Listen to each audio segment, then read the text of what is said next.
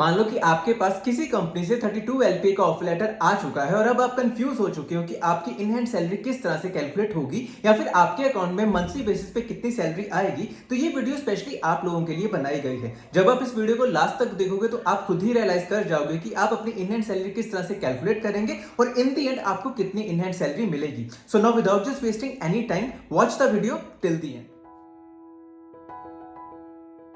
इस वीडियो के लिए मैंने एक डमी स्ट्रक्चर तैयार करके रखा था। जब आप अपनी वैल्यूज इस डमी स्ट्रक्चर में डालेंगे तो इन दी एंड आप अपनी इन हैंड सैलरी बहुत अच्छे से कैलकुलेट कर सकते हैं। इस वीडियो में मैं जितनी भी कैलकुलेशन करूंगा वो इस पर्टिकुलर डमी स्ट्रक्चर के बेसिस पे ही होंगी। अगर मैं इसी सैलरी स्ट्रक्चर को आपको एक्सप्लेन करना चाहूं तो किस तरह से कर सकता हूं। जो भी आप ग्रीन कलर में देख रहे हैं जैसे कि basic salary, HRA, LTA, bonus, city allowance, special allowance और टेलीफोन या इंटरनेट अलाउंस, ये आपको डेफिनेटली इन हैंड सैलरी में मिलते हैं। जितने भी यहाँ पे कंपोनेंट डिफाइन हुए हैं ये सारे के सारे आपको डेफिनेटली मिलेंगे। तो इन सबको जब मैं कैलकुलेट करूंगा तो उसके बाद आपकी एक फिक्स सैलरी निकल के आएगी। इस केस में 26,60,000 रुपीज आपकी फिक्स सैलरी बन गई। अब बहुत ज्यादा कंपनीज में ऐसा होता है कि वो वेरिएबल कंपोनेंट इंट्रोड्यूस करते हैं। अब वेरिएबल कंपोनेंट कई कंपनीज में 5% भी हो सकता है, 10% भी हो सकता है, एक्सेट्रा कुछ भी हो सकता है। और बहुत ज्यादा कंपनीज में ऐसा होता है कि variable component per month basis पे नहीं दिए जाते, लेकिन हाँ कई कंपनीज में दे भी दिए जाते हैं। तो ये आपको पहले ही कंफर्म करके रखना होता है। अब अगर मैं इसी फिक्स सैलरी में आपका वेरिएबल कंपोनेंट भी ऐड करूं, अभी के केस में मैं इसको सिर्फ 10% ही कंसीडर कर रहा हूं।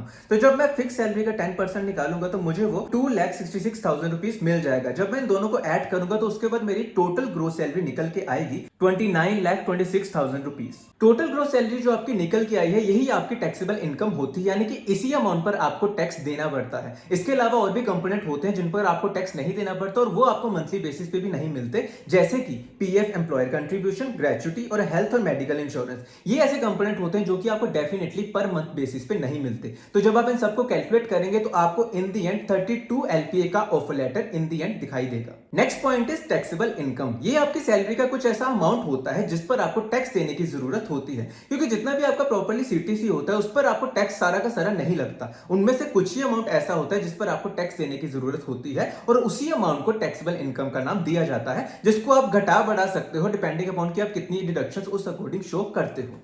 अब बात करते हैं डिडक्शंस के बारे में, जिसमें सबसे पहली डिडक्शन होती है एचआरए और एलटीए। इसको क्लेम करने के लिए कुछ ऐसे सेट ऑफ रूल्स होते हैं जिसको आपको फॉलो करने की जरूरत होती है और उसी के बेसिस पे आपका ये अमाउंट डिडक्ट किया जाता है, जिसमें ये 4 कंडीशन फॉलो की जाती हैं। इन चारों कंडीशन में जो भी सबसे कम अमाउंट होता है उसी को कंसीडर किया जाता है इन दोनों के क्लेम के लिए। उसके बाद की अगर मैं बात करूं तो एक स्टैंडर्ड डिडक्शन होता है, ये हर एक एम्प्लॉय क्लेम कर सकता है। उसके बाद अगर मैं बात करूं तो वो होता है एटीसी। इसमें आपको कुछ इन्वेस्टमेंट करनी होती है कि आप 1.5 लाख तक का अमाउंट डिडक्ट करवा सकते हो। उसके बाद अगर मैं बात करूं तो होता है 80सीसीडी। इसमें आप 50,000 के अराउंड क्लेम कर सकते हो। Next is deduction under section 80डी। तो इसमें जब भी आप कोई भी मेडिकल इंश्योरेंस बाहर से करवाते हो तो उसका आप क्लेम ले सकते हो। अगर मैं पर्टिकुलर इंडिविजुअल की बात करूं तो वो 25,000 के अराउंड क्लेम कर सकता है, लेकिन अगर किसी के पेरेंट्स 60+ हो तो वो उसके लिए 50,000 का क्लेम भी ले सकता है। अभी के केस में मैं सिर्फ 25,000 का क्लेम ही कंसिडर कर रहा हूं। तो जब आप इन सब वैल्यूज को कैलकुलेट करेंगे तो उसके बाद आपके पास टोटल डिडक्शन का एक अमाउंट आ जाएगा, जिसको आपको टोटल ग्रोस सैलरी से सब्ट्रैक्ट करना पड़ेगा।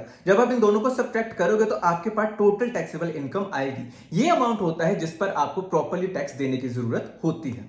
तो अब बात करते हैं टैक्स स्लैब्स के बारे में। कुछ ऐसी रेंज डिफाइन की हुई है कि उस पर्टिकुलर रेंज में अगर आपकी सैलरी फॉल करती है तो उस अकॉर्डिंग आपको टैक्स देना पड़ता है। तो अभी के केस में अगर मैं बात करूं तो ये टैक्स स्लैब फॉलो की जाती है। अगर आपकी सैलरी 2.5 लाख से नीचे है तो आपको कोई भी टैक्स देने की जरूरत नहीं है। अगर आपकी सैलरी 2.5 लाख से 5 लाख के बीच में है तो आपको 5% टैक्स लगेगा। अगर आपकी सैलरी 5 से 10 लाख के बीच में तो आपको 20% का टैक्स देना पड़ेगा। और अगर आपकी सैलरी 10 लाख से ऊपर है तो आपका 30% का टैक्स उस पर्टिकुलर अमाउंट पे लगेगा। ये टैक्स स्लैब्स अभी फॉलो की जा रही है, लेकिन हाँ इन फ्यूचर ये चेंज भी हो सकती हैं। तो अब बात करते हैं इनकम टैक्स कैलकुलेशन के बारे में, यानी कि आपकी इनकम टैक्स किस तरह से कैलकुलेट किया जाता है। तो जो भी हमने अभी टैक्सेबल इनकम निकाला था आफ्टर डिडक्शन, वो अमाउंट पे आपको टैक्स देना पड़ता है, तो उसी पर आपकी इनकम टैक्स कैलकुलेट की जाएगी। इस केस में आपकी जो टोटल टैक्सेबल इनकम बनी थी वो थी 23,01,000 रुपीज। इस पर आपको टैक्स देने की जरूरत है। तो सबसे पहले अगर मैं पहली ब्रैकेट में जाऊं तो 2.5 लाख के नीचे आपको कोई भी टैक्स देने की जरूरत नहीं होती। उसके बाद 2.5 लाख से लेकर 5 लाख के बीच में आपको 5% का टैक्स लगता है, जो कि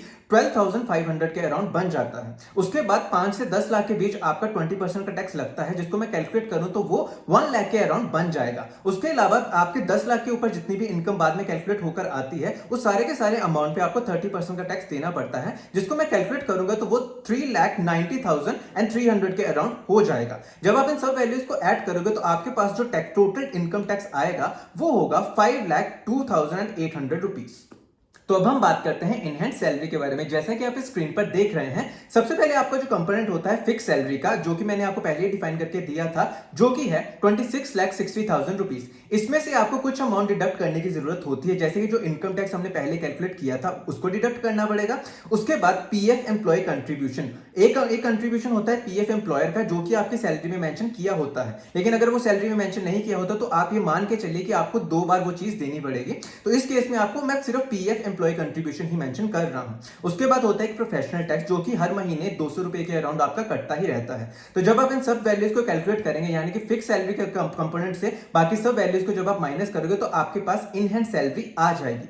तो इस केस में आपकी जो इन हैंड सैलरी बनी है वो है 1,65,566 रुपीज। ये जो कंपोनेंट आपके पास आया है, इसमें मैंने वेरिएबल पे इंक्लूड नहीं की, लेकिन बहुत ज्यादा कंपनीज में ऐसा होता है कि उनको वेरिएबल पे भी मंथली बेसिस पे मिल जाती है। तो जब मैं उस चीज को भी इंक्लूड करूंगा तो आपकी जो मंथली सैलरी बनेगी वो होगी 1,87,733 रुपीज। अब मान लो कि आप किसी ऐसी कंपनी में जाते हो जहां पर आप डिडक्शन क्लेम नहीं करवाते, तो उस केस में क्या होता है? तो उस केस में जो भी स्टैंडर्ड डिडक्शन होता है वो तो आपको डेफिनेटली मिल ही जाता है। उसके अलावा एटीसी वाला कंपोनेंट, जो आपका पीएफ वाला कंपोनेंट होता है, वही होता है, लेकिन इसकी मैक्सिमम लिमिट 1.5 लाख तक होती है, तो वो आपको ऑटोमेटिकली मिल जाता है। तो यही दो कंपोनेंट होते हैं जो कि आपको ऑटोमेटिकली मिल जाते हैं। उसके अलावा आपको सब कुछ वहां पर डिफाइन करना पड़ता है। उसके बाद मान लो कि इस केस में आप सिर्फ इतना ही डिडक्शन क्लेम कर सकते हो, देन उसके बाद आपकी जो इन हैंड सैलरी कैलकुलेट होकर आएगी विदाउट वेरिएबल पे, वो होगी 1,54,941 रुपीज। विद वेरिएबल कंपोनेंट अगर होगा तो वो आपकी सैलरी 1,77,108 रुपीज हो जाएगी।